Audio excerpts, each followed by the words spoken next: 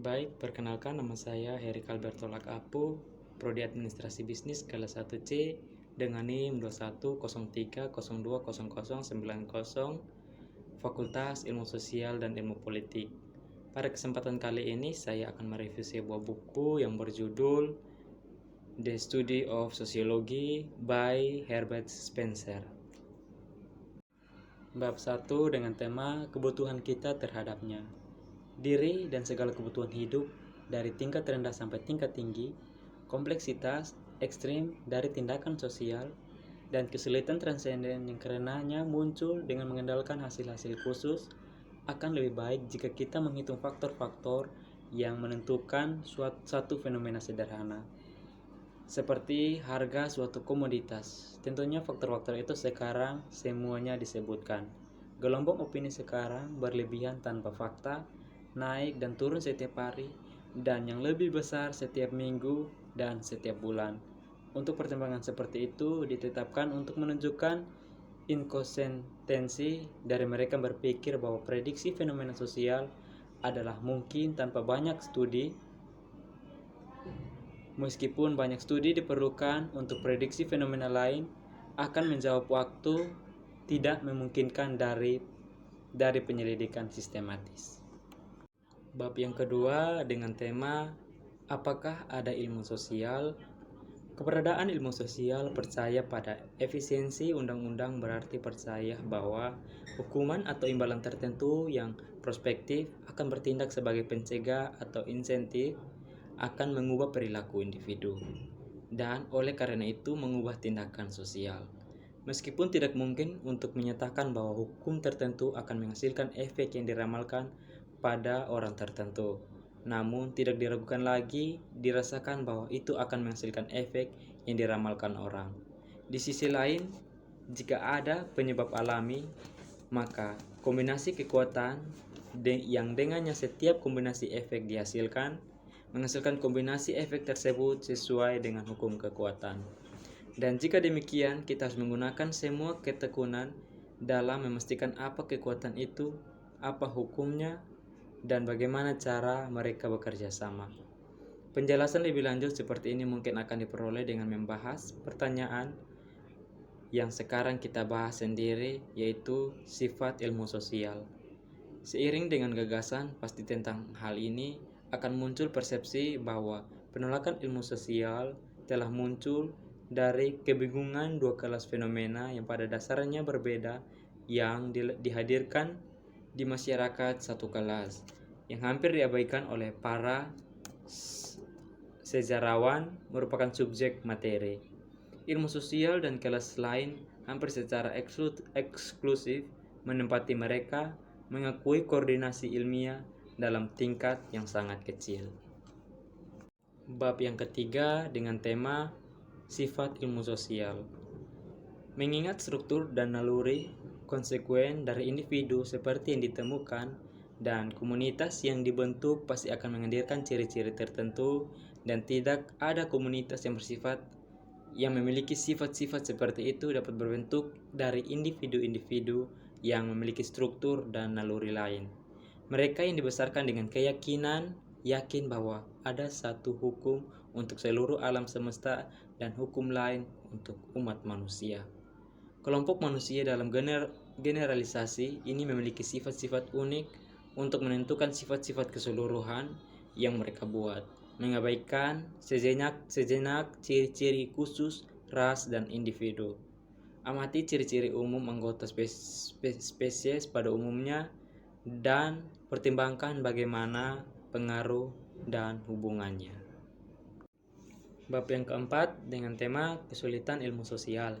Dari sifat intrinsik fakta-faktanya, dari sifat kita sendiri sebagai pengamat fakta-faktanya, dan dari hubungan khusus di mana kita berdiri terhadap fakta-fakta yang akan diamati, muncul hambatan-hambatan dalam cara sosiologi yang lebih besar daripada hambatan-hambatan dalam cara apapun ilmu lainnya. Fenomena-fenomena yang digeneralisasikan bukanlah jenis yang dapat diamati secara langsung, tidak dapat dicatat oleh teleskop dan jam, seperti yang dialami oleh astronomi, tidak dapat diukur dengan dinamometer dan termometer, Seperti fisika tidak dapat dijelaskan dengan timbangan dan kertas ujian, seperti kimia tidak dapat dicapai dengan pisau bedah dan mikroskop, seperti fenomena biologis yang kurang jelas juga tidak dikenali dengan introspeksi, seperti fenomena yang dihadapi psikologi, mereka harus dibangun dengan menggabungkan banyak detail, tidak ada yang sederhana dan tersebar baik dalam ruang dan waktu dengan cara yang membuat sulit diakses. Bab yang kelima dengan tema kesulitan tujuan. Banyak yang telah dilakukan akhir-akhir ini untuk mengubah sejarah primitif menjadi mitos, dan bersama dengan banyak yang telah dilakukan untuk mengubah perkiraan orang yang hidup di masa lalu. Banyak yang telah dikatakan tentang tidak dapat dipercayanya bukti sejarah. Oleh karena itu akan ada penerimaan siap pernyataan bahwa salah satu hambatan untuk generalisasi sosiologi, kemudian bahwa fakta-fakta yang begitu sederhana dan begitu mudah diverifikasi, di mana tidak ada motif yang jelas untuk kesalahan representasi. Kita tidak dapat mengendalikan representasi yang benar. Bagaimana kita mengendalikan representasi yang benar dari fakta-fakta sosial yang begitu tersebar dan begitu kompleks, adalah begitu sulit untuk diamati, dan dalam hal apa persepsi-persepsi itu begitu diselewengkan oleh kepentingan dan prasangka. Dalam mencontohkan kesulitan ini, ada membatasi diri pada kasus-kasus yang disediakan oleh kehidupan zaman kita sendiri, membiarkannya disimpulkan bahwa jika dalam usia yang relatif tenang dan kritis, bukti sosiologis dirusak oleh berbagai pengaruh, lebih banyak lagi pasti ada. Perusakan bukti seperti itu di masa lalu, ketika nafsu semakin tinggi dan kepercayaan lebih besar, mereka yang akhir-akhir ini menjadi sadar akan fakta-fakta tertentu cenderung menganggap fakta-fakta itu baru-baru ini muncul. Setelah keadaan pikiran yang berubah membuat kita mengamati kejadian-kejadian yang sebelumnya kita tidak pedulikan, seringkali muncul keyakinan bahwa kejadian-kejadian seperti itu lebih umum daripada sebelumnya. Bab yang ke-6 dengan tema kesulitan subjektif intelektual. Kita diperingatkan agar tidak menganggap bahwa apa yang sekarang tampak alami bagi kita selalu alami. Membuka mata kita terhadap kesalahan yang telah ditegaskan di antara kita selama ribuan tahun ini, bahwa fenomena sosial dan fenomena sifat manusia selalu bergantung bersama dengan cara kita melihat di sekitar kita. Telah dikatakan dengan judul kesulitan subjektif intelektual. Saya dapat berkomentar bahwa kelompok kesulitan ini dipisahkan dari kelompok kesulitan objektif. Dibahas dalam bab terakhir, bukan demi kenyamanan daripada karena pembagian dapat dipertahankan dengan ketat. Bab yang ke-7 dengan tema kesulitan subjektif emosional. Emosi, ketakutan menghancurkan keseimbangan penilaian dan perkiraan rasional yang mungkin menjadi tidak mungkin. Atau lebih tepatnya, perkiraan rasional sepenuhnya tidak berlaku pada perilaku. Contoh-contoh ini menunjukkan dengan jelas apa yang kurang jelas ditunjukkan dari contoh-contoh yang terjadi setiap jam, bahwa ide-ide terkait yang merupakan penilaian banyak dipengaruhi dalam hubungannya satu sama lain oleh emosi yang bersama. Gelombang perasaan yang besar menyiratkan seperti halnya pelepasan yang banyak ke segala arah, membuat suatu gagasan lebih koheren. Ini terjadi bahkan ketika perasaan kita relevan dengan ide-ide seperti yang ditunjukkan oleh ingatan yang jelas tentang hal-hal sepele yang terlihat pada saat kegembiraan besar. Dan terlebih lagi ketika perasaan itu relevan, yaitu ketika berproporsi yang dibentuk oleh ide-ide itu sendiri merupakan penyebab kegembiraan. Sebagian besar emosi cenderung dalam kasus seperti itu. Maka untuk pelepasan dirinya melalui saluran yang menghubungkan unsur-unsur proposisi dan predikat mengikut subjek dengan kegigihan dari semua proporsi yang dibenarkan oleh pengalaman. Bab yang ke-8 dengan tema bias pendidikan. Secara a priori, mungkin dianggap tidak mungkin bahwa manusia harus melanjutkan hidup dengan memegang dua doktrin yang saling menusuk. Tetapi kemampuan mereka untuk berkompromi di antara keyakinan yang saling bertentangan sangat luar biasa. Setidaknya, jika kita mengira mereka menempatkan keyakinan mereka yang saling bertentangan secara berdampingan, tidak begitu luar biasa jika kita menyadari fakta bahwa mereka tidak berdampingan. Jadi ketika tumbuh dewasa, kita memperoleh sama dengan sekelilingnya. Kebiasaan menggunakan yang pertama dan kemudian yang lain dari kredonya sebagai tuntunan kesempatan. Daripada saat dewasa kebiasaan itu telah menjadi benar-benar mapan. Sekarang kita memperbesar kebutuhan untuk mempertahankan kehormatan nasional dan berpikir untuk menengahi agresi daripada membalasnya dengan perang. Bab yang ke-9 dengan tema biopatriotisme. Patriotisme secara nasional adalah egoisme yang secara individu memiliki akar yang sama. Intimasi masyarakat seseorang adalah refleksi dari penilaian diri dan penegasan klaim. Masyarakat adalah penegasan tidak langsung dari klaim sendiri sebagai bagian dirinya. Kebanggaan yang dirasakan warga negara atas prestasi nasional adalah kebanggaan menjadi milik bangsa yang mampu mencapai prestasi itu. Kepunyaan bangsa tersebut memiliki implikasi diam-diam bahwa di dalam dirinya terdapat keunggulan alam yang ditampilkan, dan kemarahan yang timbul dalam diri oleh agresi terhadap bangsanya. Seperti akhir-akhir ini kita melihat bahwa egoisme yang disesuaikan dengan sepatutnya adalah penting. Jadi sekarang kita dapat melihat bahwa patriotisme yang disesuaikan dengan sepatutnya adalah penting. Harga diri yang berlebihan menghasilkan dua kelas kejahatan. Bab yang ke-10 dengan tema kelas bias. Komunitas ditandai oleh pangkat dan subkelas ditandai oleh pekerjaan khusus. Beberapa menggabungkan dan beberapa mendirikan organ yang mendukung kepentingan mereka. Alasan ditugaskan dalam semua kasus sama kebutuhan untuk membela diri. Bersamaan dengan kebaikan yang diperoleh masyarakat dari kelas-kelas besar, tindakan penegasan dan pemeliharaan diri yang setiap divisi dan subbagian cukup kuat untuk fungsinya terjadi di antara kejahatan lainnya.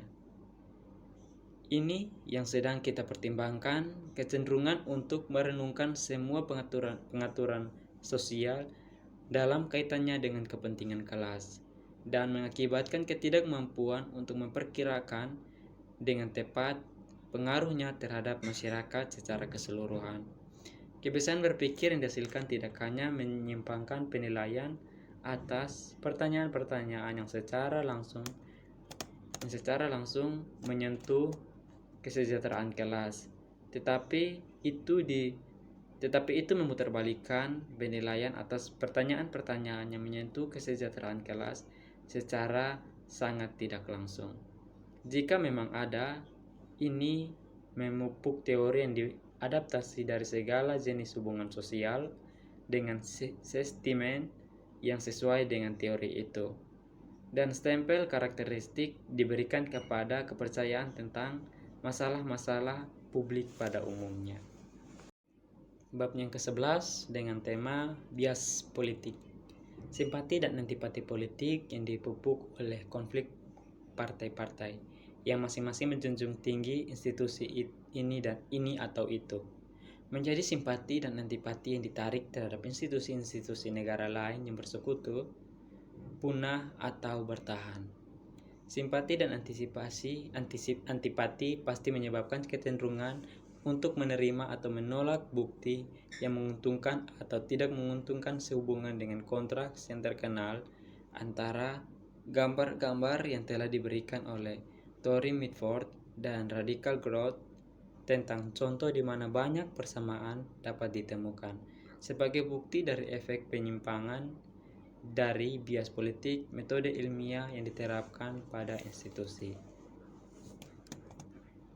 Di luar bias politik semacam itu yang menunjukkan oleh nama-nama partai politik Ada sertain jenis bias politik melampaui batas partai.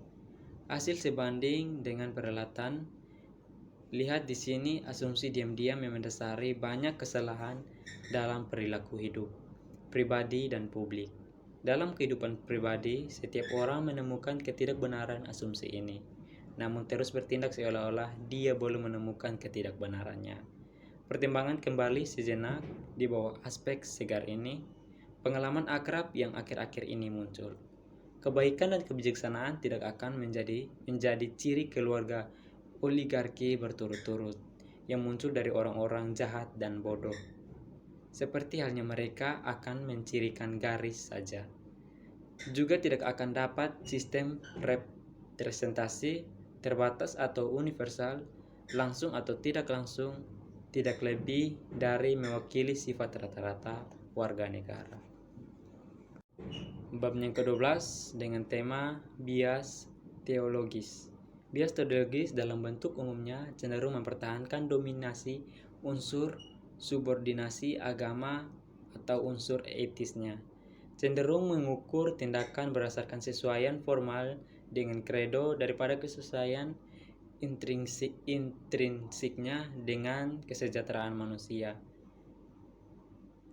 Dan sementara bias teologis umum membawa ke sosiologi suatu elemen distorsi dengan menggunakan semacam ukuran yang asing bagi sains yang disebut dengan tepat.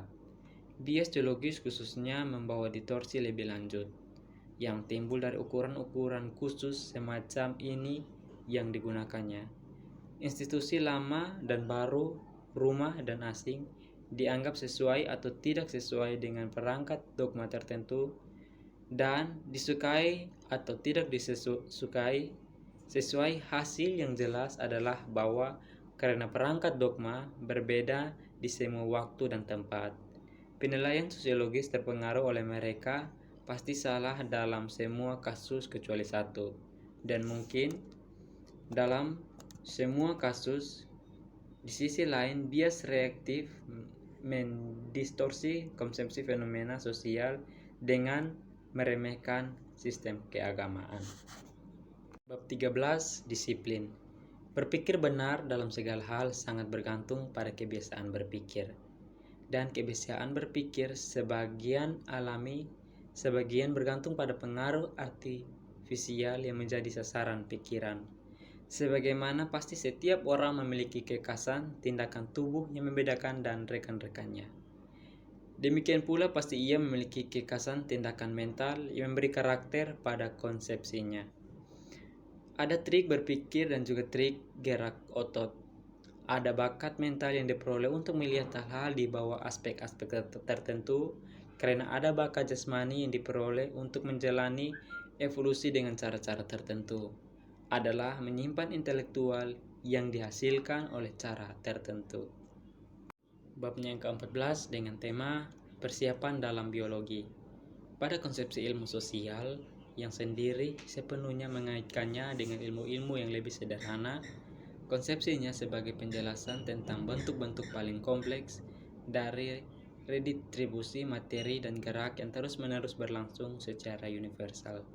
Hanya bila dilihat bahwa transformasi yang dilalui selama pertumbuhan, kedewasaan, dan pembusukan suatu masyarakat sesuai dengan prinsip-prinsip yang sama, seperti halnya transformasi yang dilalui oleh kelompok-kelompok semua tahanan, anorganik dan organik, hanya ketika terlihat bahwa proses dalam semua kasus ditentukan dengan cara yang sama oleh kekuatan dan tidak ditafsirkan secara ilmiah sampai dinyatakan dalam kekuatan-kekuatan itu, hanya kemudian tercapai konsepsi sosiologi sebagai ilmu dan arti kata yang lengkap. Bab yang ke-15 dengan tema persiapan dalam psikologi. Apakah diinginkan bahwa bagian menyetujui proporsi umum yang dikemukakan dalam bab ini tidak bergantung pada persetujuan terhadap proporsi tertentu yang terungkap dalam mengilustrasikannya. Mereka yang sementara memajukan pendidikan begitu yakin mereka tahu apa itu pendidikan yang baik, sehingga dalam semangat mereka ingin memaksa anak-anak melalui kursus sekolah yang ada. Di bawah hukuman bagi orang tua yang menolak, perdagangan mereka tidak akan diubah oleh apa yang telah dikatakan. Lebih baik untuk setiap efek yang cukup besar pada mereka yang menutup dan pertimbangan pengaruh reaktif pada sifat moral yang timbulnya oleh tindakan sistem budaya intelektual yang membiasakan orang tua untuk membuat publik bertanggung jawab atas pikiran anak-anak mereka.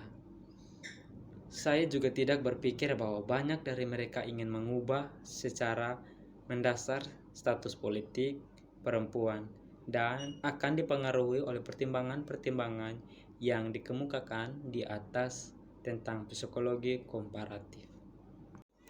Bab yang ke-16, kesimpulan, tidak ada banyak tujuan yang dapat dikatakan tentang studi ilmu pengetahuan, apapun tanpa mengatakan banyak tentang kebenaran umum dan khusus yang dicakupnya, atau apa yang dianggap ekspositor sebagai kebenaran.